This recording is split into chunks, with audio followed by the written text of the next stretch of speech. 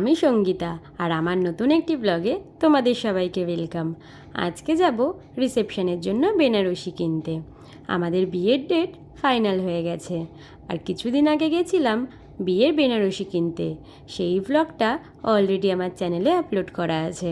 তো চলো আজকে আমরা যাচ্ছি রিসেপশনের শাড়ি কিনতে। প্রথমে আমি, ছদ্দি ভাই আর অনি বাড়ি থেকে বেরোলাম।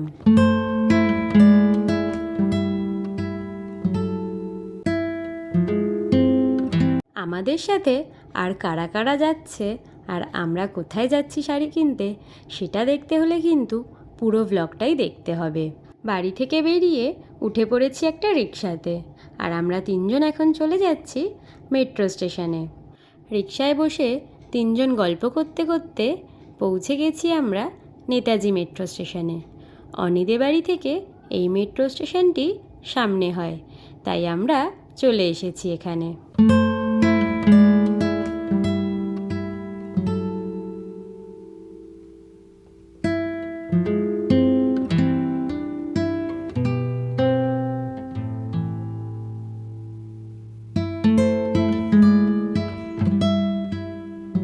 মেট্রো স্টেশনে এসে আমরা অপেক্ষা করছিলাম বদ্দি ভাই, দাদা ভাই আর পুটকুলির জন্য। ওরা বাড়ি থেকে বেরিয়েছে বাইকে করে। ওরা আসার পর আমরা চলে আসলাম উপরে। এবার মেট্রো আসার অপেক্ষায় রয়েছি।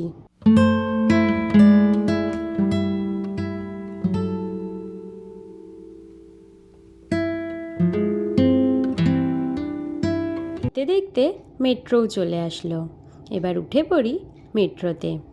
গন্তব্য এখন সেন্ট্রাল মেট্রো স্টেশন। তোমরা হয়তো অনেকে গেস করতে পেরেছ আমরা কোথায় যাচ্ছি শাড়ি কিনতে।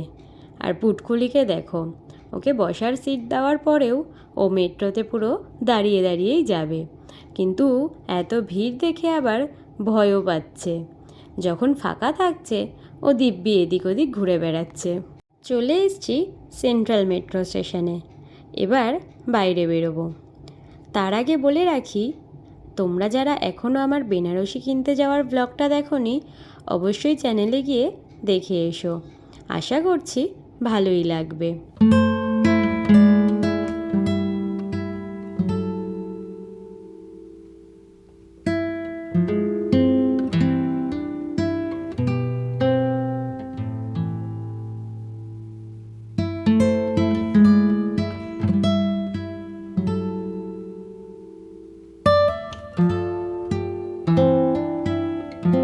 সেন্ট্রাল মেট্রো স্টেশনে নেমে কলেজ স্ট্রিটের ভিতর দিয়ে হেঁটে চলে এসেছি আমরা চার রাস্তার মোড়ে।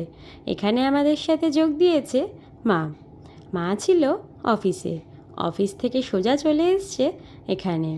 সবাই মিলে একসাথে বিয়ের কেনাকাটা করতে যাওয়ার তো একটা অন্যরকমই আনন্দ আছে। দেখতে দেখতে আমরা চলে এসেছি আদি ঢাকেশ্বরীতে। আমার বিয়ের বেনারসি কিনতেও এখানেই এসেছিলাম। এবার ঢোকা যাক ভিতরে আর গিয়ে দেখা যাক আজকে কী শাড়ি আমাদের জন্য অপেক্ষা করছে। সবাই মিলে বসে পছন্দ করছি আমার রিসেপশনের শাড়ি। একটার পর একটা শাড়ি দেখছি আর পছন্দ করছি আর শর্টলিস্ট করে রাখছি। আবার আমার আর ছদ্দি ভাইয়ের ফোনেও কিছু কালেকশান ছিল, সেগুলো ওনাদেরকে দেখিয়ে আমাদের রিকোয়ারমেন্টটা জানাচ্ছি। অনেক শাড়ি দেখার পর আমার পছন্দ হয়েছে আমার রিসেপশনের শাড়িটি, যেটা এখন আমি তোমাদের সাথে শেয়ার করব না, একেবারে আমার রিসেপশন লুকে দেখতে পেয়ে যাবে।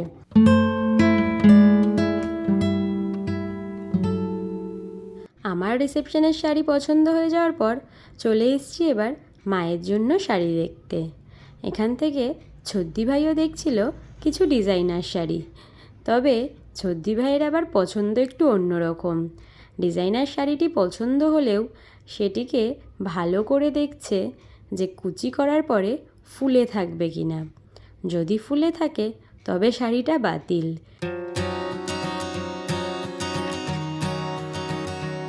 এই শাড়িটা মায়ের জন্য আমাদের সবার খুব পছন্দ হয়েছে, তাই নিলাম এটা মায়ের জন্য। শাড়ি কেনাকাটা করে বেরিয়ে দেখি বিক্রি হচ্ছে ভাঁড়ে চা। ভাঁড়ে চা দেখে সবাই বেশ কৌতূহলবশত ভাঁড়ে করেই চা খাওয়ার জন্য ঠিক করলাম। যারা যারা চা খায় তারা নিয়ে নিয়েছে ভাঁড়ে চা। আমি আর অনি তবে একদমই চা খাই না, তাই আমরা বলেছি আমাদের জন্য কফি, আর কফিটাও দিতে বলেছি ভাঁড়েই।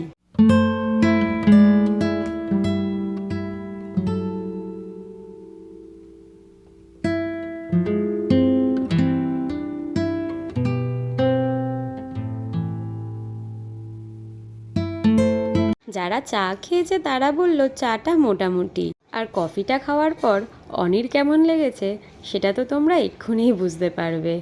ওর তো একদমই ভালো লাগেনি, আর ভালো না হলেও কি করা যাবে, একটু তো টেস্ট করতেই হবে। তাই আমিও একটুখানি কফি খেয়ে নিলাম। আমার তো বেশি ভালো লেগেছে ভাতটা, ভাতটার জন্যই আমি খেলাম। শাড়ি সংক্রান্ত বিষয়ে আলোচনা করতে করতে আমরা তিনজন হেঁটে চলেছি। আমাদের তিনজনের গল্প তো কোনো দিনই শেষ হবে না। আর তোমরা যদি আমার বিয়ের শপিংয়ের এরকম আরও ভিডিও দেখতে চাও তাহলে অবশ্যই চ্যানেলটাকে সাবস্ক্রাইব করে দিও, লাইক করে আমার পাশে থেকো, আর কমেন্ট করে জানিও ভিডিওগুলো কেমন লাগছে। আজকের মতন টাটা, দেখা হবে আবার পরের একটি ব্লগে।